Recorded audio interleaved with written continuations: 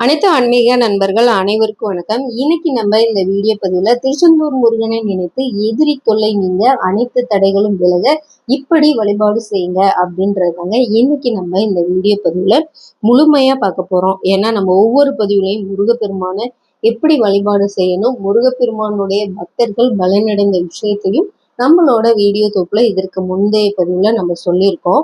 இன்னைக்கு உள்ள பதிவு பார்த்தீங்கன்னா ரொம்ப ரொம்ப முக்கியமான பதிவுங்க. ஏன்னா நம்ம வீட்டுல பாத்தீங்கன்னா இப்போ உற்றார் உறவினர்கள் இப்ப எய்த்த வீடு பக்கத்து வீடு இதுல எல்லாம் நம்மளுக்கு தொல்லைகள் இல்லாம இருக்கவே இருக்காதுங்க.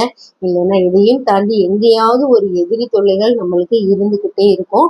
நம்ம கண்ணுக்கு தெரிந்தும் சரி தெரியாமலும் சரி பல எதிரிகளை நம்ம தினமும் சந்திச்சுக்கிட்டே வரோங்க. இது போல உங்களுக்கு எப்போதுமே தொந்தரவு கொடுத்துக்கிட்டு இருக்க எதிரிகளா இருந்தாலும் சரி, அது மட்டும் இல்லைங்க, இந்த வழிபாடு நீங்க எந்த ஒரு பிரச்சனையா இருந்தாலும் இது தீர்வு கொடுக்கக்கூடியது. முருகப்பெருமானுக்கு நீங்க மனதார நினைத்து இந்த வழிபாடு செய்தீங்கன்னா பண பிரச்சனை, மனசு சம்பந்தப்பட்ட பிரச்சனை, கடன் தொல்லை, திருமணம் ஆகாம இருக்கிறவங்களுக்கு கண்டிப்பா திருமணமாகும், குழந்தை பாக்கியம் இல்லாதவங்களுக்கும் நீங்க இந்த முறையில இந்த வழிபாடை உச்சரிச்சுட்டு வழிபாடு செய்துட்டு வந்தீங்கன்னா கண்டிப்பா அது உங்களுக்கு பல நன்மைகளை கொடுக்குங்க. ரொம்ப ரொம்ப சக்தி வாய்ந்த வழிபாடு.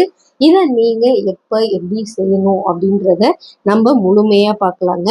காலையில எழுந்து நீங்க நீராடிட்டு சுத்தபத்தமா குளிச்சுட்டு நீங்க உங்க பூஜை அறையில அமர்ந்து உங்க மனசை ஒருநிலைப்படுத்தி நீங்க அந்த தீபத்தை ஏத்துங்க. என்னடா மனசை ஒருநிலைப்படுத்த சொல்றாங்களே, நம்ம என்ன எல்லாத்தையுமா நினைச்சிட்டு இருக்கோம் அப்படின்னு நீங்க நினைக்க கூடாது. நான் சொல்றது கடவுள் முன்னாடி நம்ம அமரும் பொழுது நம்ம மனசை ஒருநிலைப்படுத்தி நம்மளுடைய வேண்டுதலை மன நிறைவோட வைத்து இந்த வழிபாடை நீங்க செய்யணும். ஏன்னா நம்ம மன நிறைவோட அமர்ந்து, ஏன்னா இப்போ ஒரு சிலர்லாம் பூஜை அறையில உட்கார்ந்தா நம்மளுக்கு வேற நினைப்புகள், அடுப்புல என்ன வச்சுட்டோம், இல்ல சாப்பாடு கட்டணும், பிள்ளைங்க வந்துருவாங்க, ஆபீஸுக்கு பேக் பண்ணி கொடுத்து விடணும், ஐயோ அப்பா மாமியாருக்கு கொடுக்கணும், மாமனாருக்கு சாப்பாடு, இந்த மாதிரி நினைப்புகளோட இருக்கக்கூடாது. நீங்க எல்லா வேலையும் முடிச்சுட்டு அமைதியா பூஜை அறையில அமர்ந்து நான் இப்ப ஸ்கிரீன்ல கொடுக்குறேன். இதை நீங்க உங்களால எத்தனை முறை வேணாலும் நீங்க உச்சரிக்கலாம். இதுக்கு எண்ணிக்கையெல்லாம் கிடையாதுங்க. நான் இப்ப ஸ்கிரீன்ல கொடுக்குறேன். நமோ பகவதே சரவண பவாய சண்முகாய சுப்பிரமணியாய குகாய நமக அப்படின்னு உங்களால எவ்வளோ நேரம் உச்சரிக்க முடியுமோ உச்சரிச்சு உங்க வீட்டு பூஜை அறையில ரொம்ப எளிமையான முறையில நீங்க வழிபாடு செய்யுங்க.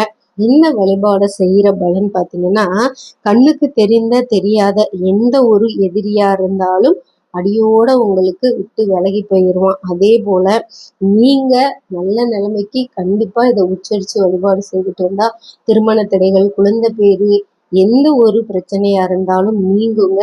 நம்பிக்கையோட இந்த மந்திரத்தை உங்களுக்கு நீங்க 3 முறை சொன்னாலும் பரவாயில்ல, 11 முறை, 27 முறை, 108 முறை உங்களுடைய சௌரியத்தை பொறுத்து நீங்க உச்சரித்து தினமும் இதை குளிச்சுட்டு இந்த வழிபாடு செய்துட்டு வாங்க. அனைத்து தடைகளும் போய் எதிரி தொல்லைகளும் நீங்குங்க. நீங்க நம்பிக்கையோட முருகப்பெருமான வழிபாடு செய்யுங்க. இந்த வீடியோ பதிவு உங்களுக்கு பிடிச்சிருந்தா நம்ம சேனலை நீங்க லைக் பண்ணி சப்ஸ்கிரைப் பண்ணிக்கோங்க. மறக்காம பெல் ஐகானை தட்டி விட்டுக்கோங்க.